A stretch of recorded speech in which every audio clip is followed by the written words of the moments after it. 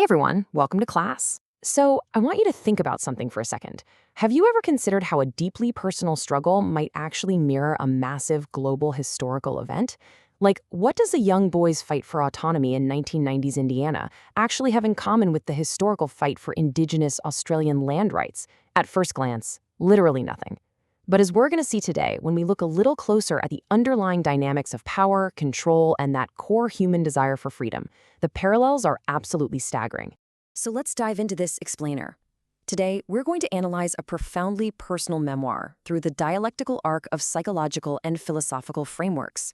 We're going to explore exactly how the author, Christopher Cannon, navigates a deeply restrictive childhood and uses ancient philosophy along with the concept of spiritual flow to completely reclaim his identity. Here is our agenda for this journey. Number 1, A Tale of Two Beginnings. 2, Parallels in Power and Control. 3, Dark Night of the Soul. 4, Socrates and the Unexamined Life. And finally, number 5, Transcendent Flow and Rebirth. Let's jump right into Section 1, A Tale of Two Beginnings. This brilliantly illustrates our core theme. Picture this. On one side of the world, in Hatfield, Indiana in 1993, Christopher is born. Fast forward a bit to his early school years, and he's struggling to sit still, right? And the response from the adults around him? Prescribe amphetamines to control his behavior. He is literally losing his personal agency before he can even grasp what agency is. Now, look at the exact same timeline halfway around the world in Kimberley, Australia. The Native Title Act is passed. This was a monumental moment. Indigenous Australians began reclaiming ancestral lands that British colonizers had previously just written off as terra nullius, nobody's land. So we are juxtaposing the author's micro-level loss of personal agency with an enormous macro-level fight against systemic control. That brings us to Section 2, Parallels in Power and Control. Let's look at how these parallel histories unfolded throughout the mid-90s. While the author was grappling with his own internal battles in a Midwestern classroom, really concrete historical events were unfolding in Australia. Indigenous Australians were actively fighting to reclaim their bodies, their minds, and their history. In 1995, an inquiry into the stolen generations was launched. These were children taken from their families simply for existing in a society that refused to understand them. Then in 1996, the WIC decision on land leases, and by 1997, the Bringing Them Home report called for a National Day of Apology. These were huge, sweeping societal efforts to reckon with deep historical trauma. So what's the crucial takeaway here? It's that both the push of amphetamines on an American child and a government's hold over Indigenous children represent profound abuses of power. At their core, both narratives speak of control. Control over bodies, control over minds, histories, and futures. When those in power prioritize conformity over actual humanity, human rights are invariably trampled. This realization of systemic control leads us to Section 3, Dark Night of the Soul. The author deeply connects his personal crises to the teachings of St. John of the Cross. This 16th century Spanish mystic described the dark night of the soul. Basically, it's a period of profound spiritual struggle and purification. The author realizes that both his personal suffering and the massive collective trauma of indigenous populations are like being put through a forge. It is terrifying, for sure, but it's also a mystical necessity. You have to strip away those familiar, imposed identities to finally reach a state of enlightenment, or a deeper truth. And we actually see this concept of interconnected struggle echoed deeply in global indigenous knowledge. Take the Mesheni concept of the Kaya elders, for example. It emphasizes a strict, harmonious relationship between humans, nature, and the spiritual world. When external control disrupts this sacred balance, whether we're talking about colonialism, industrial agriculture, or forced medication, it causes massive trauma. True healing requires restoring that balance. All right, let's move into Section 4. Socrates and the Unexamined Life. As we transition into the author's college years, his youthful rebellion transforms into some serious, rigorous philosophical inquiry.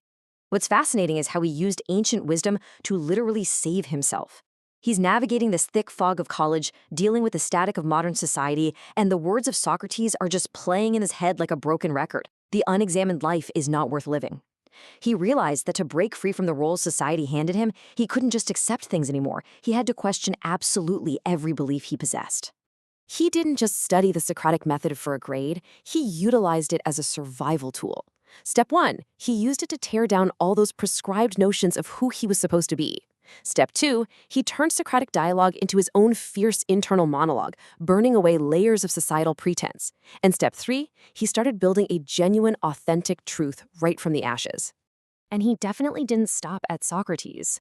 A whole mix of diverse academic and mystical teachings became his map for navigating the chaos. He leaned on Aristotle's golden mean to find that sweet spot between reckless abandon and paralyzing caution. He embraced Jiddu Krishnamurti's radical call to question all authority. He resonated with Meister Eckhart's idea that the divine isn't some external judge, but a presence right there within you. And he used Ramana Maharshi's piercing question, "Who am I?" to just peel back the layers of illusion. East or West, ancient or modern, it didn't matter. He just needed a framework to recognize the divine fire inside him. Which finally brings us to our synthesis in Section 5, Transcendent Flow and Rebirth. To achieve true spiritual transcendence and rebuild the self, the author found incredible meaning in the psychological concept of flow. Introduced by Mihaly Csikszentmihalyi in 1990, flow is a state of total psychological optimization. You've probably felt this before. It's that ephemeral, almost sacred rhythm where time totally dissolves, your ego just fades away, and you are completely, deeply present in the moment. What's brilliant is that he didn't just read about this stuff in some dusty textbook. He went out and experienced it viscerally. He found his own portals to flow in the real world.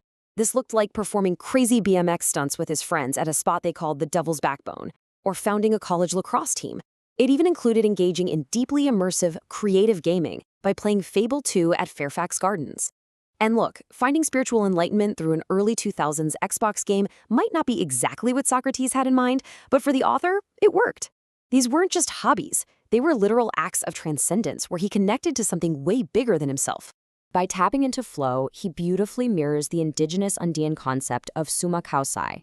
This concept teaches that holistic well-being demands a perfect balance and reciprocity between the human, the wild, and the sacred.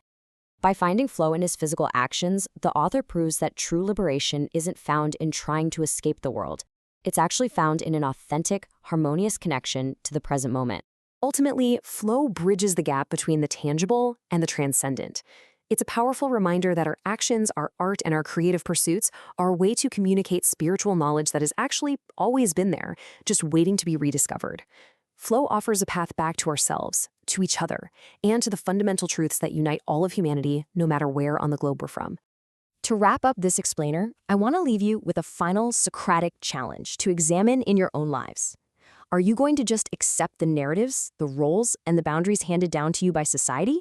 Or will you do the hard, necessary work to examine your life, find your flow, and transcend those boundaries to discover who you truly are? Keep questioning, keep creating, and never stop examining. Thanks for joining me today.